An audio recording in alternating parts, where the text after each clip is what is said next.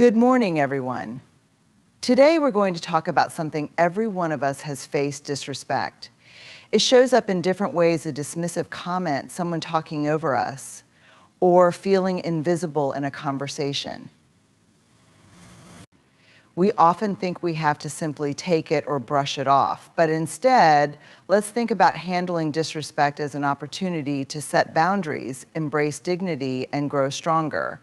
Here are 10 lessons to help you navigate disrespect with resilience and courage. Self-worth is the foundation for how we navigate the world and how we respond to the way others treat us.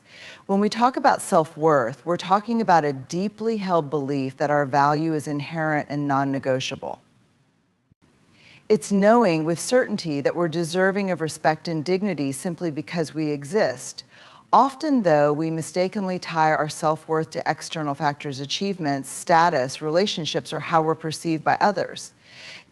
But true self-worth isn't contingent on anything outside of ourselves. It's rooted in the belief that we are enough, just as we are. When disrespect surfaces, whether in a personal or professional setting, self-worth becomes our compass. Without a strong sense of it, we may absorb disrespect as a personal flaw or failing, leaving us feeling insecure, unworthy, and less than. We might start to internalize the negative opinions or criticisms of others, using them to validate a low opinion of ourselves. This is a slippery slope that erodes our confidence and sense of agency over time.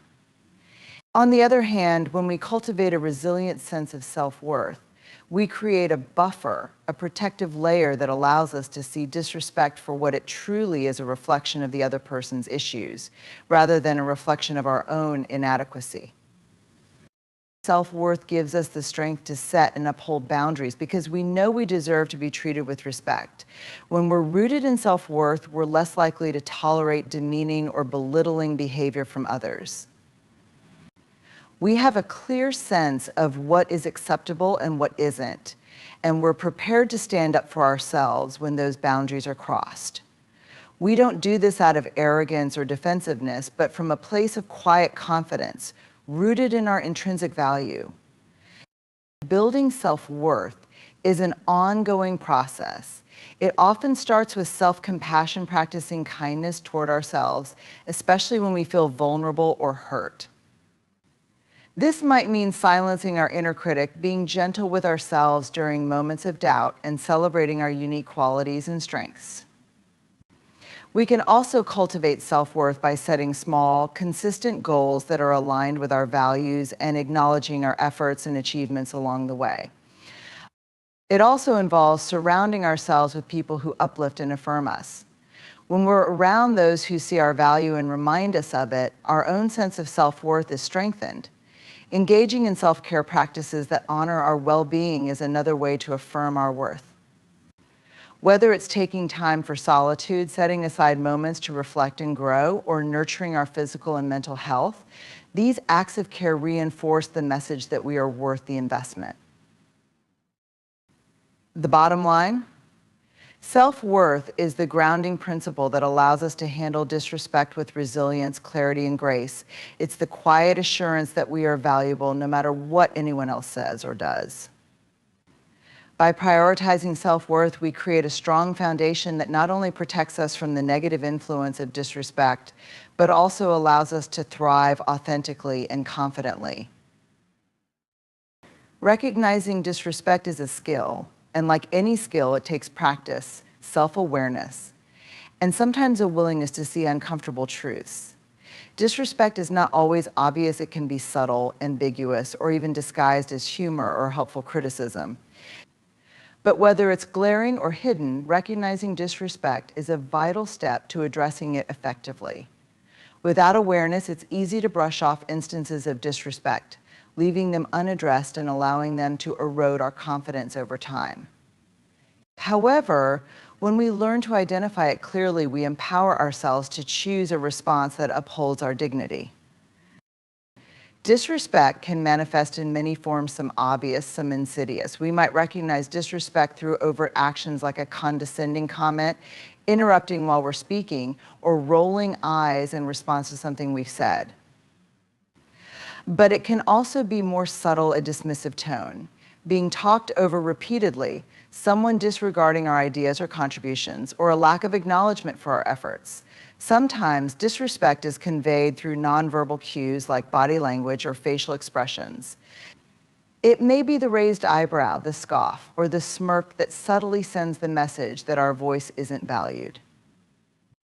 Another aspect of recognizing disrespect is identifying it within different types of relationships, whether professional, personal, or even casual. In a workplace, disrespect might appear as a colleague who constantly interrupts, a manager who dismisses our suggestions without consideration, or someone who takes credit for our ideas. In personal relationships, it might be a friend who constantly belittles our accomplishments, a family member who dismisses our emotions, or a partner who consistently ignores our boundaries.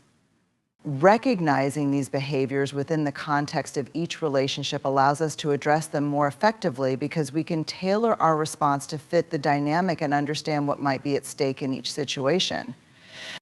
Recognizing disrespect also requires emotional awareness. Often we feel the effects of disrespect before we consciously register what's happening. You might feel a sudden drop in energy, a knot in your stomach, or a rush of irritation.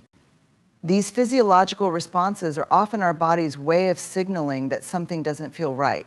When we tune into these cues, they become invaluable tools that help us recognize when we're being disrespected. Over time, as we strengthen our emotional awareness, we'll find that our body often knows before our mind does. A significant hurdle to recognizing disrespect is self-doubt. Many people, especially those who have experienced chronic disrespect, start to question their own perception.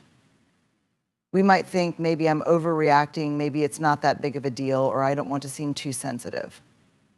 This tendency to downplay or rationalize disrespect keeps us from seeing it clearly and addressing it. But when we acknowledge that our feelings are valid and that disrespect in any form deserves to be recognized, we can move past this doubt and trust our own experience. Recognizing disrespect also involves identifying patterns. Sometimes a one-time occurrence may not seem significant, but repeated behaviors paint a larger picture. For example, if a friend consistently cancels plans at the last minute without consideration, or if a colleague regularly talks over us in meetings, these repeated actions signal a lack of respect. Paying attention to patterns helps us avoid excusing behaviors that, taken individually, might seem harmless but collectively reflect a disregard for our value and presence. One of the hardest lessons when facing disrespect is learning not to take it personally.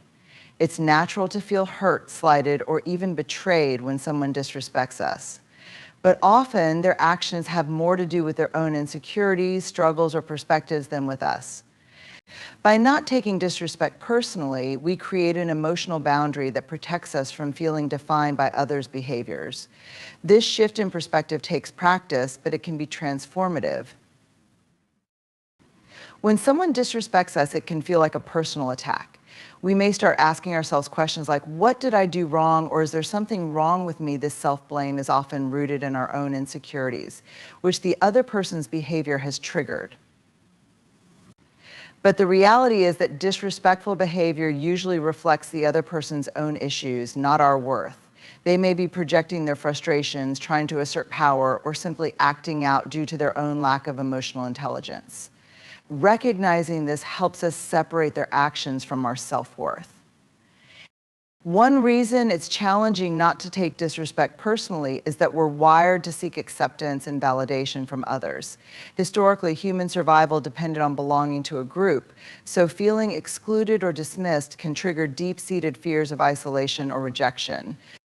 While these feelings are valid, they're often exaggerated in situations that don't actually threaten our well-being. By reminding ourselves of this evolutionary tendency, we can approach disrespect with a sense of distance and avoid letting it hurt us as deeply. Letting go of taking things personally also means recognizing that we cannot control how others behave. Sometimes we fall into the trap of believing that if we act a certain way, others will treat us respectfully. While we should always strive to treat others with kindness and respect, expecting that we can control their responses only leads to disappointment. People bring their own perspectives, biases, and emotional baggage into every interaction, and no amount of people-pleasing can change that. Accepting that we can't control others' actions frees us from the constant need for their approval. It's also helpful to remember that disrespect is often a reflection of someone else's pain, frustration, or insecurity. People who feel secure and fulfilled are rarely motivated to bring others down. Disrespectful comments, whether in the form of criticism, dismissive remarks, or mockery, are often someone's way of projecting their own negative emotions outward. By keeping this in mind, we can develop a sense of empathy that helps us avoid taking their behavior as a reflection of our own value. Detaching from others' disrespect also requires us to set clear boundaries, not just with others, but with ourselves. When we choose not to take things personally, we're essentially saying, I will not let your words or actions dictate how I feel about myself.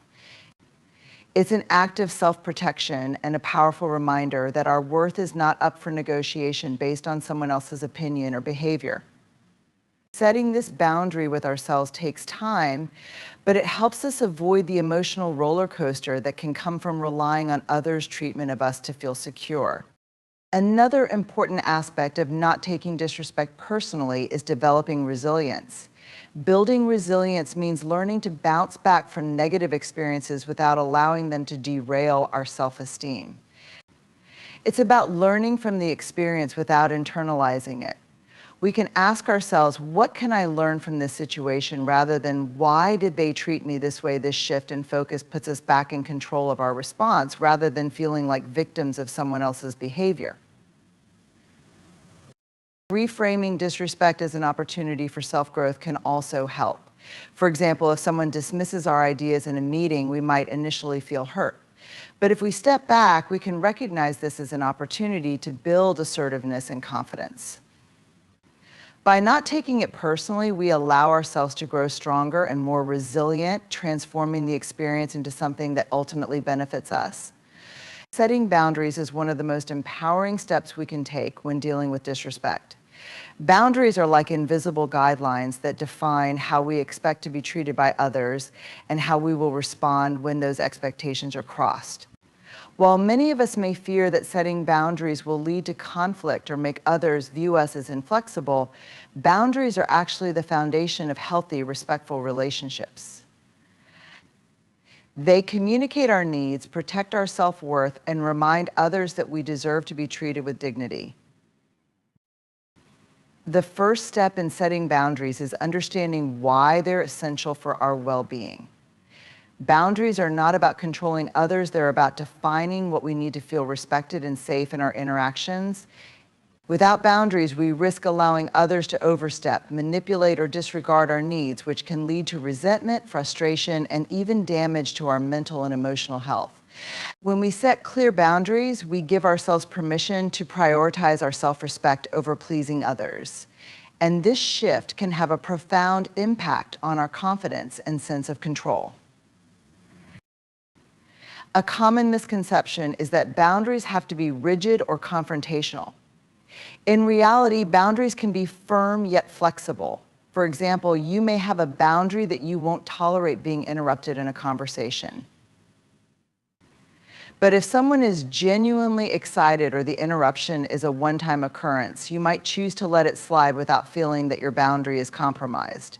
The key is to ensure that the boundary is clear and that you're consistent in upholding it, especially when it's crossed repeatedly. Setting boundaries begins with self-awareness. Ask yourself, what behaviors do I find disrespectful or hurtful? What am I willing to accept? And what am I not? Reflect on past experiences when you felt disrespected or taken advantage of, and try to identify patterns. Was it a friend who consistently interrupted you, a family member who minimized your feelings, or a colleague who disregarded your contributions? Pinpointing these situations will help you determine the specific boundaries that need to be in place. Once you've identified your boundaries, the next step is to communicate them effectively.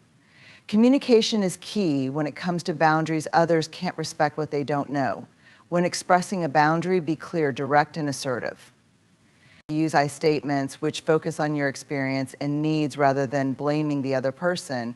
For example, instead of saying, "You never listen to me try, I feel disrespected when I'm interrupted, so I'd appreciate it if you could let me finish speaking." This approach helps others understand the impact of their behavior without feeling attacked, making it more likely they'll respect your request. It's important to remember that boundary setting is not a one-time task, but an ongoing process. People will sometimes test or unintentionally overstep our boundaries, and when they do, we need to be prepared to reinforce them. Consistency is critical here. If we allow someone to cross a boundary without consequence, it sends the message that the boundary isn't serious or important. So if someone continues to interrupt or speak over you, remind them gently but firmly of your boundary. For instance, I've asked that I be allowed to finish my thoughts before you respond. Please respect that. Boundary setting also requires us to be comfortable with the idea that not everyone will like our boundaries, and that's okay. Often the people who push back the hardest against our boundaries are those who benefit the most from us not having them. Some may attempt to guilt us, ignore the boundary, or act offended. However, respecting ourselves sometimes means accepting that we may need to disappoint others. It's essential to stand firm and remember that their reaction is a reflection of their own discomfort, not a measure of our worth. There are different types of boundaries we may need to set depending on the context. Emotional boundaries protect our feelings and energy, helping us avoid situations where we feel drained or overwhelmed. For example, if a friend is constantly venting to us without reciprocating support, we might say, "I value our friendship, but I need some space to process my own feelings right now." Physical boundaries protect our personal space and comfort, such as asking for personal space if someone is standing too close or choosing not to engage in physical affection when we're not comfortable. Time boundaries help us protect our availability, like setting specific hours for work communication or deciding how much time we're willing to spend on social commitments. It's also important to set internal boundaries with ourselves. Internal boundaries help us manage our thoughts, emotions, and behaviors in response to others' actions. For example, if someone speaks disrespectfully to us, our internal boundary might remind us not to internalize their words or lower our own standards in response. Internal boundaries reinforce our commitment to honoring our self-worth, even when others don't. Boundary setting can be particularly challenging in close relationships where we fear that boundaries will lead to conflict or distance. But boundaries are essential in all relationships, especially close ones. Healthy boundaries make relationships stronger by fostering mutual respect and understanding. A friend, partner, or family member who respects our boundaries is showing us that they value us as individuals.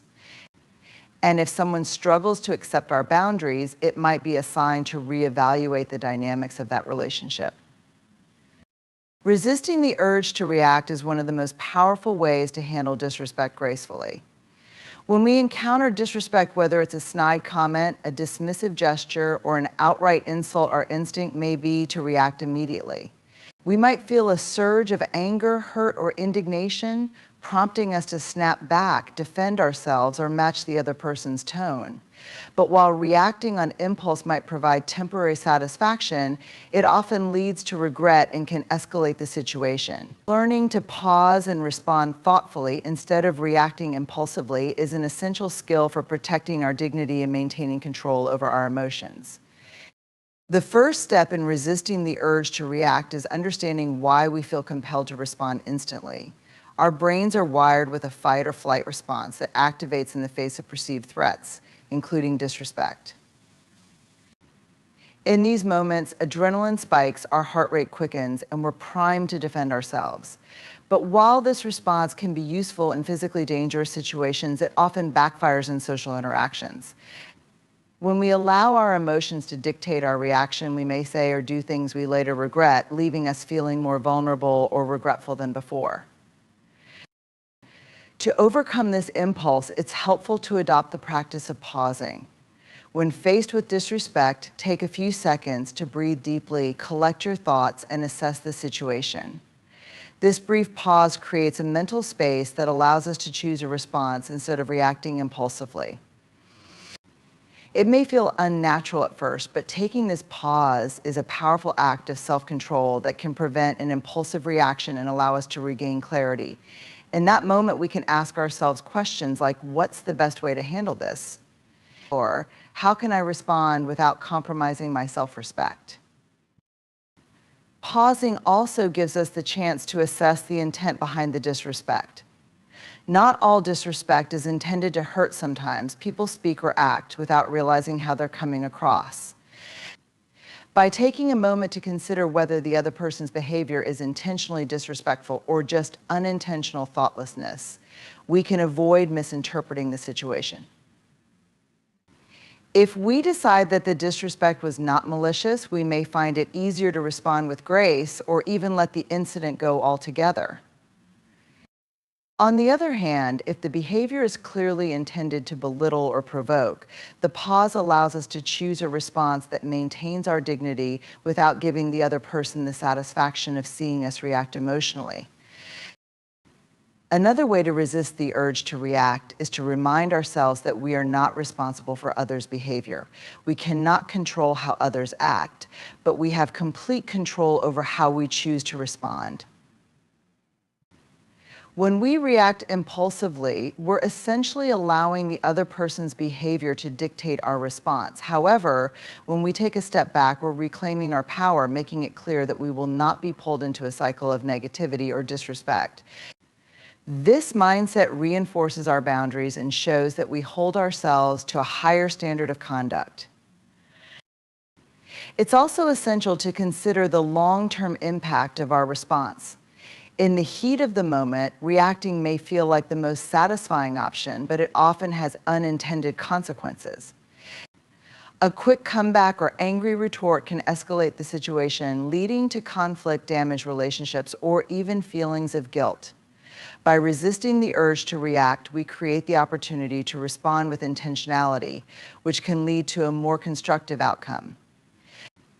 Instead of saying something hurtful, we might choose to address the issue calmly, ask clarifying questions, or simply walk away if the situation doesn't merit a response.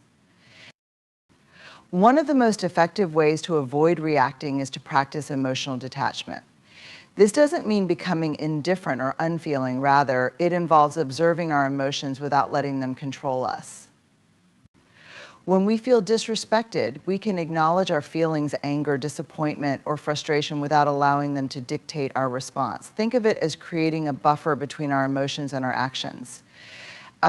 Instead of reacting out of anger, we allow the emotion to rise and pass like a wave without being swept away by it. Emotional detachment helps us stay calm and respond from a place of strength and clarity rather than emotional vulnerability. In situations where disrespect feels particularly triggering, grounding techniques can also be beneficial. Grounding techniques like focusing on your breath, noticing the sensations in your body, or observing details around you can help anchor you in the present moment. By bringing our awareness to the present, we prevent our emotions from spiraling out of control, making it easier to respond thoughtfully. For example, if someone makes a hurtful comment, taking a deep breath and noticing the tension in your shoulders or the air on your skin can redirect your focus away from the immediate impulse to react and toward a more measured response. Learning to resist the urge to react is especially valuable in professional or public settings, where reputations and relationships are at stake. In these environments, reacting impulsively to disrespect can lead to lasting consequences, including damaged credibility or strained working relationships. A calm, collected response shows emotional maturity and professionalism, which can command respect and prevent others from seeing us as easy to provoke. By maintaining composure, we also make it clear that we value our own dignity and refuse to engage in behavior that compromises it. It's also important to practice self-compassion when choosing not to react. Sometimes not reacting feels unsatisfying, especially if we want to stand up for ourselves or feel justified in our anger. But remember that choosing not to react doesn't mean allowing disrespect to go unchecked. It simply means we're choosing a wiser approach. Self-compassion helps us stay rooted in the decision to handle the situation gracefully, even when the impulse to react is strong. Over time, we'll find that the ability to respond with intention rather than reaction becomes a source of pride and inner strength. Another important aspect of seeking support is the opportunity for accountability. When we're dealing with difficult emotions, it's easy to fall into negative thought patterns or reactions, like ruminating on the situation or feeling the urge to retaliate. Sharing our intentions with someone we trust allows them to hold us accountable for our responses. If we tell a friend, "I want to handle this with grace and maturity," they can remind us of this goal if we're tempted to respond impulsively. This accountability can serve as a guiding force, helping us remain true to our values and make choices that align with our long-term well-being. Seeking support also allows us to strengthen our resilience. Knowing that we have people who care about us and who are there to offer encouragement gives us the strength to face difficult situations without feeling overwhelmed. When we're disrespected, the natural response can often be to retreat or feel diminished. But with the support of others, we're reminded of our worth and our ability to navigate challenges. This resilience is a powerful asset as it allows us to approach situations from a place of strength rather than vulnerability. Over time, this internal resilience becomes a part of our character, helping us handle disrespect with a calm and centered response. Importantly, seeking support is also a way of modeling healthy behavior. When we show others that we're willing to reach out for help and discuss our struggles openly, we set an example of vulnerability and courage. This can encourage others to do the same, creating a culture of openness and support within our relationships. In turn, this openness can deepen our connections with others, as sharing challenges and receiving support fosters trust and mutual respect. By being willing to seek support, we're also more likely to be open to providing it, creating a cycle of empathy and understanding in our relationships. For those of us who may feel uncomfortable asking for support, it's worth remembering that reaching out is a sign of strength, not weakness. It takes courage to admit when we're struggling, and doing so demonstrates a commitment to our well-being. By seeking support, we affirm that our feelings are valid and that we are deserving of respect and kindness, not only from others, but also from ourselves. This self-affirmation is a powerful form of self-care, reinforcing our worth and reminding us that we don't have to navigate life's challenges alone. Learning to let go is one of the most powerful tools we can cultivate in our journey of handling disrespect. It is an act of self-liberation that frees us from the shackles of past grievances and negative experiences. The ability to learn from our experiences while also allowing ourselves to release the emotional weight attached to them is essential for personal growth and emotional well-being. Disrespect can leave us feeling hurt and vulnerable, but by learning from those experiences, we can transform our pain into insight and resilience. The process of learning from disrespect begins with reflection. When we encounter a disrespectful situation, it's important to take a step back and assess what happened. What triggered the disrespect? How did it make us feel? Were there patterns in the way we responded, and what could we have done differently? This reflective practice allows us to gain clarity about our own emotions and responses, helping us understand why certain situations affect us deeply. For example, if a colleague consistently dismisses our ideas in meetings, reflecting on this pattern can provide valuable insights. It might reveal that their behavior is rooted in their insecurities, not in our worth or contributions. This realization can help us see the situation from a different perspective, allowing us to respond more effectively in the future. Reflection can also highlight any potential blind spots in our behavior or communication styles that may contribute to the cycle of disrespect. By taking this honest inventory, we empower ourselves to learn and grow rather than remain stuck in a victim mindset. However, learning from disrespect is not solely about understanding others, it's also about gaining insight into ourselves. How do we typically react when we face disrespect? Do we withdraw, become defensive, or respond with anger? Identifying our patterns can illuminate areas where we may want to change or improve. For instance, if we notice that our instinctive reaction is to shut down emotionally, we can consciously work on developing more assertive responses. This learning process enables us to break free from habitual reactions that may no longer serve us, ultimately fostering healthier communication and relationships. Another important aspect of learning is recognizing that disrespect often stems from the other person's issues or struggles. People may act disrespectfully due to their own insecurities, frustrations, or lack of awareness. Understanding this can help us cultivate empathy and compassion for the other person, even if their behavior is unacceptable. While this doesn't excuse their actions, it allows us to see them as multifaceted individuals rather than one-dimensional antagonists. This shift in perspective can help us respond with grace rather than escalating the situation further. In addition to reflection, learning from disrespect involves acknowledging the lessons it offers. Every challenging experience carries with it a teaching moment. Perhaps a disrespectful encounter reveals the importance of setting clearer boundaries, or it may highlight the need for open and honest communication. By extracting these lessons, we equip ourselves with tools to handle similar situations in the future. For instance, if we learn that addressing disrespect directly leads to positive changes, we can approach future encounters with a newfound confidence in our ability to assert ourselves. Once we've taken the time to reflect and learn, the next step is to let go. Holding onto feelings of resentment, anger, or hurt can be incredibly burdensome. These emotions not only weigh us down, but can also affect our mental and emotional well-being.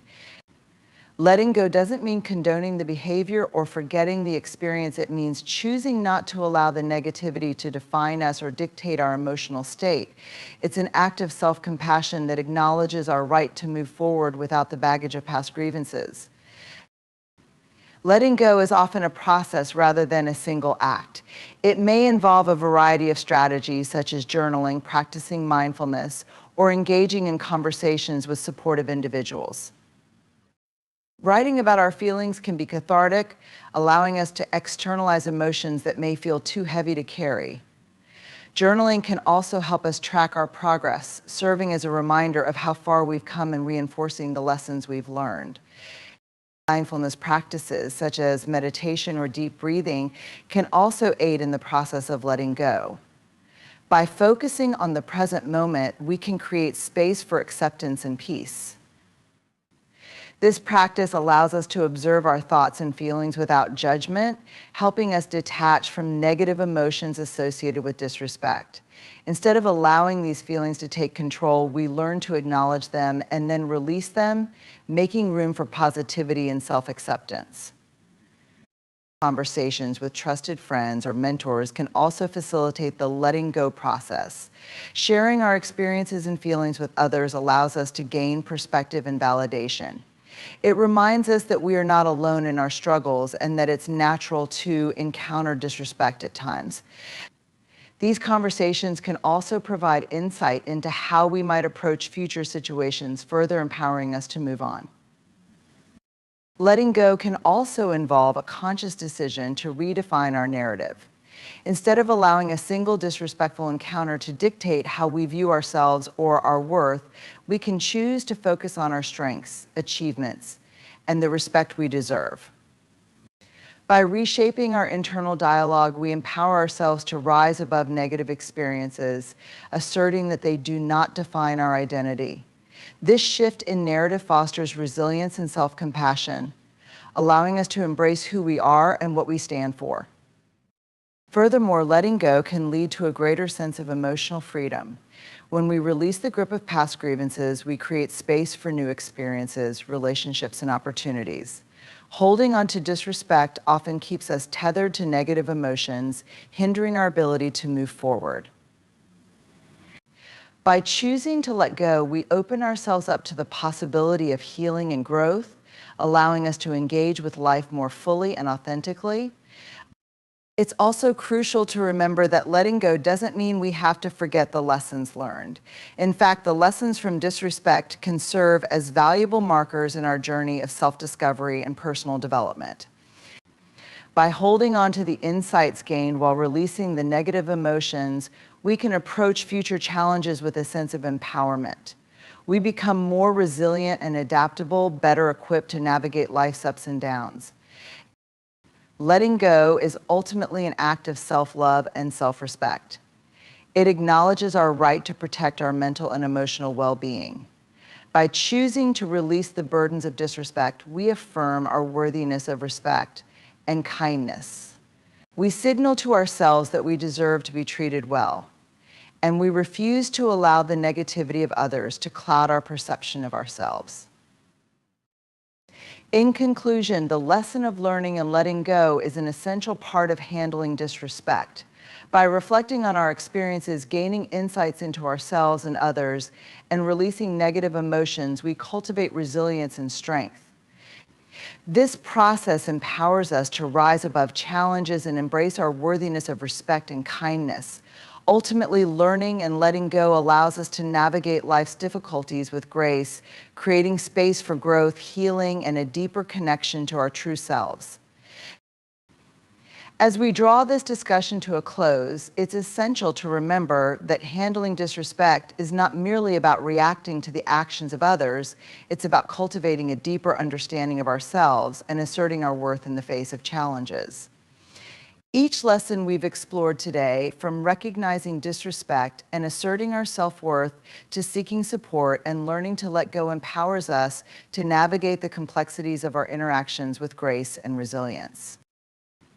Disrespect can leave us feeling vulnerable, but it also offers us profound opportunities for growth. By practicing self-awareness, establishing healthy boundaries, and responding thoughtfully rather than impulsively, we learn not just to endure disrespect, but to thrive despite it. Each encounter, each lesson learned, contributes to the tapestry of our personal development, teaching us the invaluable truth that our worth is inherent and unshakable. Moreover, as we move forward, let's remind ourselves that we are not alone in our struggles. By seeking support and building connections with others who understand our journey, we foster a sense of community that nurtures our resilience. We share in one another's experiences, learning from both our triumphs and our challenges. Together, we create an environment where respect flourishes, not just for ourselves, but for others as well. Ultimately, the act of letting go is a declaration of self-love.